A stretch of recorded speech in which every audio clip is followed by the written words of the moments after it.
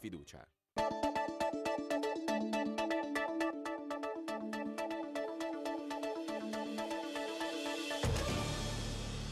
Allora, andando subito oltre, saluto ovviamente a voi e a tutti quelli che sono collegati, e ringraziamento a voi per, ogni tanto è giusto dirvelo, no? Per l'eccezionale lavoro che avete fatto e state facendo. Io penso che se qualcuno dovesse scrivere la storia di questo coronavirus, per il Veneto scriverebbe sicuramente un sacco di valutazioni, ma potrebbe dire che si creò in quegli anni, in quei giorni, una rete del mondo della comunicazione che ha diffuso le informazioni validate scientificamente. Insomma, abbiamo creato, cioè, mettetevi nei panni del cittadino che è a casa, quindi veramente è merito vostro se riusciamo a comunicare così bene con i cittadini. E quindi l'appello di comprare i giornali, comprate i giornali, che è un modo per aiutare anche il territorio che resti informato. Il totale di tamponi sono 153.000, considerate che ormai siamo a martedì, tra oggi e domani parte sta macchina che vi ho detto, che ci è costata quasi 400.000 euro, tra i 50 e 400, con montaggi, robe varie. E vi ricordo anche che sta macchina è interessante vederla, è installata presso il laboratorio del professor Crisanti, l'abbiamo installata lì, perché è una macchina che è unica nel suo genere, l'unica in Italia, per cui è una macchina che farà 9.000 tamponi in autonomia da sola. Quindi noi puntiamo ancora sulla politica dei tamponi, che è fondamentale, insomma voi sapete, l'esperienza VO, tutto quello che sapete meglio di me. In isolamento in questo momento ci sono 18.866, vado piano perché a Chiara mi ha detto che far tutti i numeri veloci non è facile, e quindi calano anche le persone in isolamento. Crescono ancora ovviamente i positivi, sono 11.925 e sono esattamente 227 in più rispetto a ieri. Guardate, qui stanno arrivando i tamponi, cioè noi abbiamo un arretrato di tamponi che si sono accumulati per mancanza di reagenti per tutta una serie di attività. Il dottor Flor mi sembra ne avesse all'altro ieri 8.000, 7.000, 9.000, non me lo ricordo più, 7-8.000 ne aveva più o meno. C'erano 5.000 anche a Venezia. Considerate che poi a questi cos'è che accade? Accade la cosa che non è virtuosa ma è virtuosa, che se arriva il paziente grave, il paziente urgente da validare, magari qualche tampone di qualche contatto eccetera, poi rischia di restare indietro.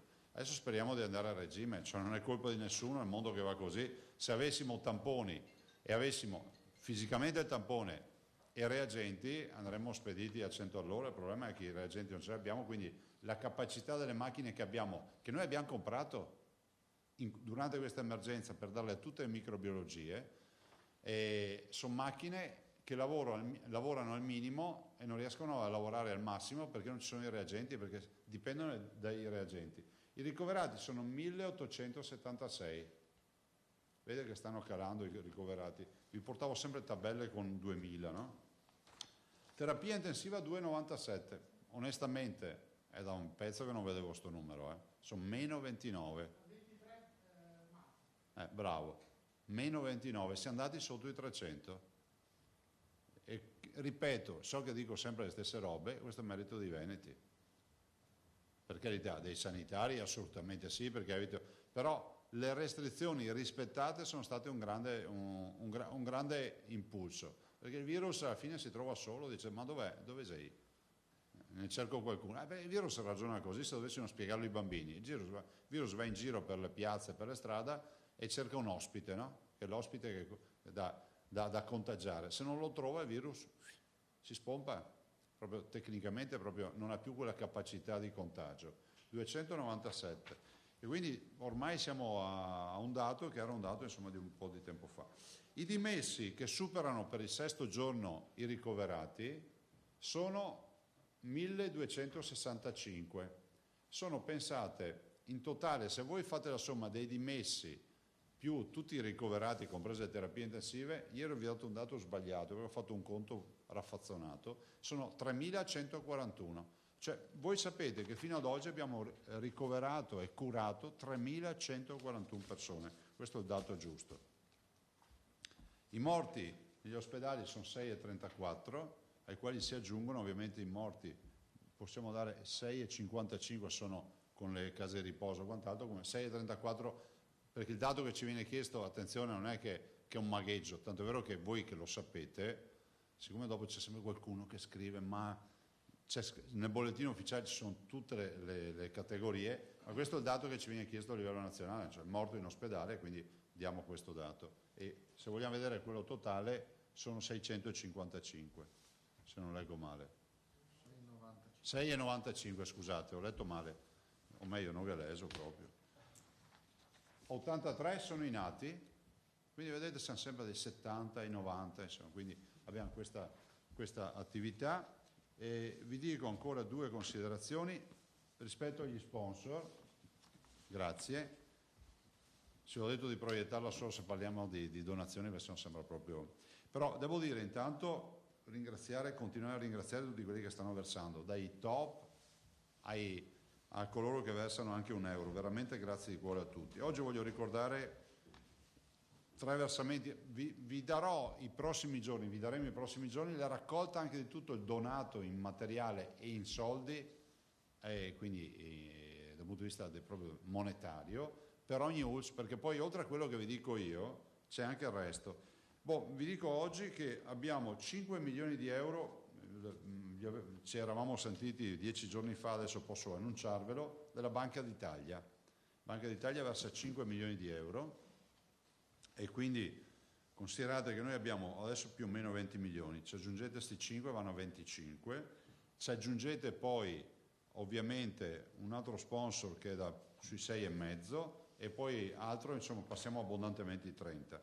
In più vi ricordo che per rapporti personali con Huawei, ovvero la conoscenza dell'amministratore delegato, Thomas Miao, che ringrazio, dottor Thomas Miao ci ha fatto avere 250 tra tablet, smartphone e SIM Fastweb per i pazienti Covid. Quindi quando vedete qualche foto, che vedete qualche paziente con l'iPad, è uno di questi. Sono 250 dispositivi che sono già dentro negli ospedali, però ci tenevo a ricordarlo. E poi infine una fondazione, la fondazione Onlus Helios di Bassano, anche qui è un gruppo di imprenditori, ha versato in attrezzature 334.000 euro, sarebbero esattamente 333.944, 334.000 euro, e in donazioni 326.000 euro. Quindi anche qui abbiamo quasi 700.000 euro di donazioni da parte della Fondazione Helios, che ringrazio. Totale dei donatori in questo momento sono 27.781. Ovviamente l'appello che faccio è che se qualcuno ritiene di dare una mano a questo sistema che oggi è impegnato per quasi 100 milioni di euro di spese extra budget, lo può fare facendo il versamento a quel IBAN, e per non prendere nota, se avete un telefonino in mano in casa, fate una foto e avete tutti i numeri e tutto. E vi aggiungo anche che abbiamo parlato stamattina, abbiamo fatto con gli assessori 2 videoconferenze importanti e ne è venuto fuori intanto che vi confermiamo che si va avanti verso un piano di allentamento, non di apertura totale, ma di allentamento.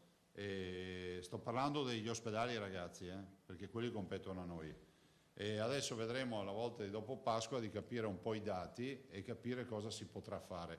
Vi dico già che noi non disarmeremo le terapie intensive. Cioè ormai noi dobbiamo programmare, come lo faranno anche i cittadini nelle proprie case, no? Chi è che non avrà nella sua vita poi sempre nella credenza di casa, o nell'armadio o nello stipetto del bagno un pacchetto di mascherine? Andrà a finire così. È inevitabile che noi che dobbiamo occuparci della sanità pubblica non possiamo pensare di smantellare 825 terapie intensive, metterle su un camion e mandarle sul magazzino, magari che le mangiano le pantegane, cioè non esiste. Le teniamo invece sempre installate. Io ho un'idea, ovviamente dobbiamo toglierle dalle sale operatorie perché devono operare, devono fare altro. Ho un'idea però che se anche uno viene ricoverato per una mal di denti, non gli dà fastidio se c'è il monitor della terapia intensiva e il respiratore, perché basta il letto e il medico che lo cura. Quindi dovremmo anche abituarci a avere di letti, che avremo sempre letti sempre più di alta specialità, perché noi terapie intensive e semi-intensive smantelleremo il minimo necessario per dare funzionalità all'attività ordinaria degli ospedali. Però insomma abbiate pazienza rispetto a ospedali dei quali si parla, che sono Dolo, Schiavonia, Sant'Orso, Vittorio Veneto, da dopo ovviamente, e anche gli altri ovviamente, Villafranca, quello che è, dopo la pausa pasquale cominceremo a dare le prime indicazioni. Ciò non toglie che abbiamo ancora praticamente 2000 persone in ospedale, che abbiamo ancora quasi 300 persone in terapia intensiva, più tutte quelle in semi-intensiva, e quindi ragazzi io vedo che c'è euforia in giro, però calma, perché vi ricordo che sono 4 mesi che non piove, se piove si abbasseranno le temperature e il contesto per il virus diventa anche più, come si può dire, più familiare. Quindi queste temperature ci stanno sicuramente aiutando, però è fondamentale dire ai cittadini che non abbassino la guardia. È fondamentale dire ai cittadini che non abbassino la guardia. Ai ragazzi cosa dico? Siccome mi hanno tempestato di messaggi, se ci sarà un'uscita graduale non si discute sul fatto che i ragazzi devono uscire per primi. Questo è poco. Se ci sarà un'uscita graduale non si discute. I ragazzi peraltro oltre meritano comunque un premio. Sono stati eccezionali, devono ancora resistere, perché finché resistono i ragazzi resiste la comunità. Finché resistono i ragazzi devono resistere. Ciao, tanti mi scrivono, ma amorosa, è un mese che non la vedo. Recupererete, nel senso che adesso c'è fondamentale che restiate a casa. Restare a casa, peraltro devo dire, ringraziare il mondo della scuola, perché anche i ragazzi me lo dicono, fanno sessioni di 5-6 ore al giorno di lezione. Quindi questo smart working, come si definisce, sta diventando realtà. Noi non saremo più quelli di prima, no? Usciremo da questa tragedia e sicuramente molte videoconferenze si faranno. Pensate, quella che faccio io con i colleghi presidenti mi è sempre stata proibita, a me è stata proibita, perché si dice che non si può fare in videoconferenza, dobbiamo andare a Roma. Ma andiamo a Roma perché? Spend escape per niente. Cioè, facciamo la videoconferenza, è funzionale, ormai abbiamo il mondo digitale che ci aiuta e vedete anche voi, insomma, basta guardare, avete le telecamere sempre più piccole, una volta venivate col camioncino per portare la telecamera, cioè il digitale ci sta aiutando, quindi il lavoro smart, lo smart working come si dice, cioè il lavoro sempre più aiutato dal mondo digitale diventerà una realtà. Io spero sempre di avervi fisicamente le conferenze stampa, però anche voi vedete come si agevola molto il lavoro con questo mondo digitale. Domande ragazzi? Presidente, a proposito di case di riposo, che è un argomento del giorno, no? Volevo sapere se è possibile intanto ricapitolare il numero delle vittime, perché prima non ho capito. 6,95 totale, ma dopo vediamo il bollettino, guarda. Ce l'hai il bollettino? Filippo? No. Sì, sì, è questo qua, è lo stesso. Sì, sì, sì, sì, è lo stesso. Ho letto anch'io quello. Ma soprattutto volevo sapere se c'è qualche dato sull'andamento dei test, dei tamponi delle case. Dopo vi dice, parla l'assessore, lascio l'assessore anche perché è giusto, è lei che segue questa partita. L'altra domanda del giorno. Scusa, da parte mia un ringraziamento a tutti quelli che stanno lavorando nelle case di riposo, cioè gli operatori e i familiari che sento spesso, cioè le associazioni di familiari, insomma tutti quelli che comunque gravitano attorno alle case di riposo. Case di riposo cioè, è un mare magnum perché stiamo parlando di 30.000, oltre 30.000 ospiti e più quanti? 25.000 operatori. Lo dico perché magari qualcuno che non ha rapporti, non ha dimensioni, non pensi che stiamo parlando di una piccola casa di riposo, stiamo parlando di una massa di persone che supera quella degli ospedali, se ci pensate. Noi abbiamo 50... il doppio dei posti letto degli ospedali e peraltro con situazioni molto complicate. E quindi assolutamente, guardate, ogni mattina, e se qualcuno sarà chiamato a dirlo pubblicamente, è autorizzato a farlo, noi facciamo la riunione con i direttori generali, ogni mattina 3/4 della riunione sono situazioni delle case di riposo. Cioè ormai mi sembra di conoscerle tutte, anche se magari molte non ho mai neanche viste, perché ho tutti i direttori uno per uno, chiamateli e vi confermeranno, cioè il mood è sempre quello con i direttori. Prego, scusami Filippo. No, mi pare che uno dei temi del giorno sia quello di questa manovra economica annunciata dal Premier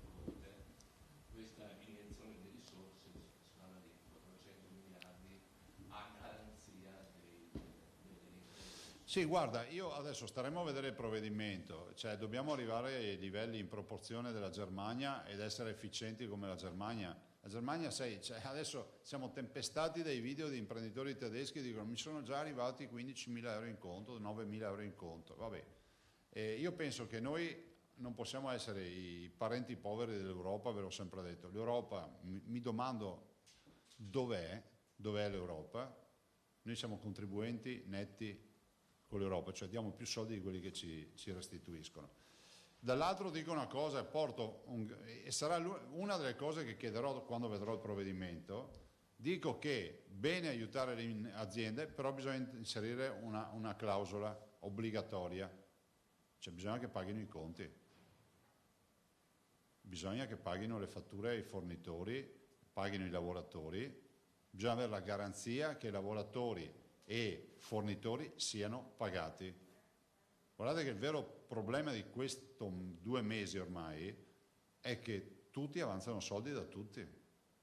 Cioè non è che puoi far ripartire un'economia così. E allora se il finanziamento è legato al fatto che devi essere diligente e rispettoso nei pagamenti, se no ti viene revocato il finanziamento, ha un senso. Ma c'è anche il rischio se no di andare a dar soldi a qualcuno che poi non paghi i conti.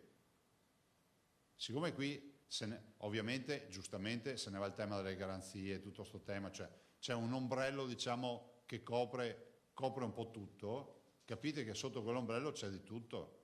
Le imprese vanno aiutate, non si discute su questo, però ci deve essere una garanzia che si pagano le fatture. Non sto dicendo che abbiamo a che fare con dei poco di buono, attenzione, però siccome ci arrivano tante segnalazioni di piccoli artigiani, di qualche grossa industria che dice, ma sai che ho dei clienti che non pagano, perché con la coronavirus adesso ormai va di moda che se vedremo, faremo. Lo dico nell'interesse anche delle imprese, perché quando non paghi qualcuno vuol dire che non paghi l'impresa. I lavoratori magari hanno più tutele e quindi è più difficile non pagarli, però dico anche i lavoratori comunque, non si discute su questo.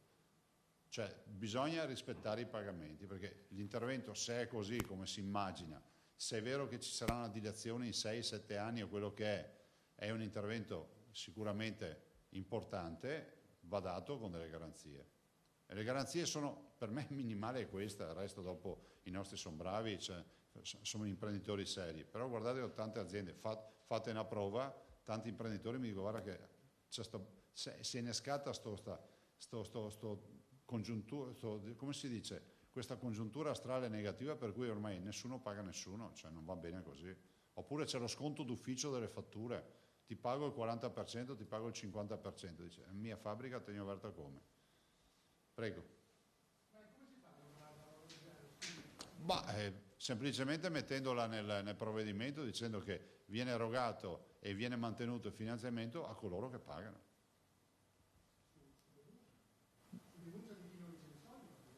Certo, ma sai, quando è stato fatto il provvedimento del pagamento entro 60 giorni, no? Noi ad esempio come Regione abbiamo i termini, no? Cioè, li rispetti, se no ti salta tutto, cioè, è così, ma anche per le imprese, cioè, si sono fatti molti provvedimenti negli anni in questo senso.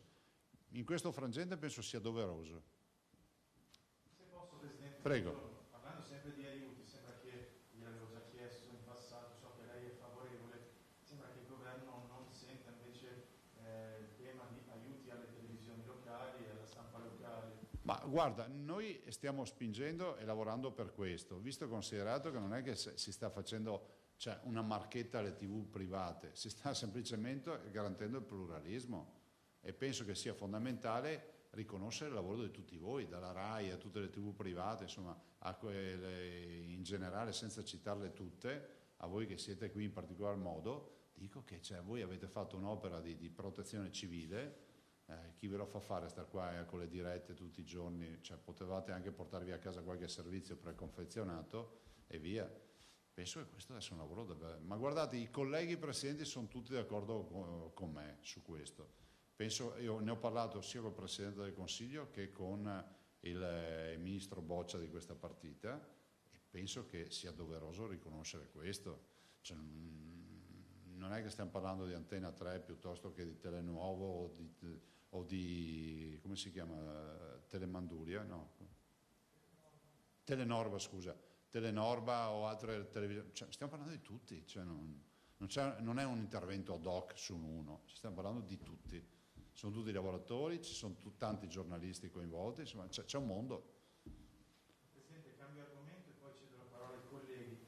È notizia di queste ore dell'approvazione da parte dell'Agenzia del Farmaco, però per uso compassionevole scusate se storpio il nome difficile, del Ruxolitinib. Anche noi in Veneto utilizzeremo Qual questo è? farmaco. È un farmaco proprio utilizzato per chi... Non te lo so dire, guarda, abbiamo talmente tanti protocolli ormai aperti che lo dobbiamo verificare. Sappiate che noi tutto quello che si può sperimentare lo stiamo sperimentando. Chiederemo anche di avere una sperimentazione, se ce la concedono, con l'ozonoterapia e quindi con l'utilizzo di ozono. Sembra funzioni, il Friuli dice di aver fatto delle prove, adesso vediamo se AIFA autorizzerà, e gli Stati Uniti si dice che utilizzino l'ozono, quindi una molecola di ossigeno ancora più performante.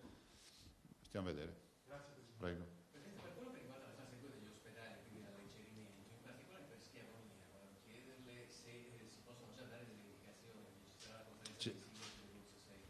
Guarda, E anche se è prevista una visita domani, perché giorno ci sarà dove? a Schiavo, all'ospedale di Schiavonia. No, non so niente. Cioè, no.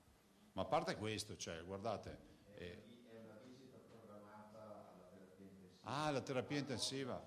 Ah, no, ci andate voi, siete già troppi voi, figuratevi se ci vengo anch'io. A che ora è che ci andate? A mezzogiorno. Bene. Io le chiedo appunto se... Chi è che ha fissato sto orario? Sarete là.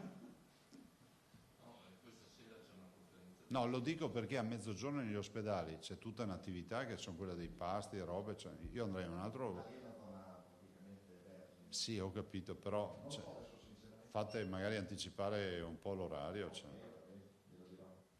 Comunque dopo Pasqua lei diceva che ci saranno dei numeri più precisi per capire quando... Sì, dobbiamo vedere i dati epidemiologici, come sta andando tutto il tema sanitario. Dopodiché, come abbiamo sempre detto, a me spiace che qualcuno si organizzi per fare, cioè con la contraerea quando forse qualcuno non ha capito di cosa stiamo parlando. Cioè, vi ho mai detto che gli ospedali Covid verranno tolti ai cittadini?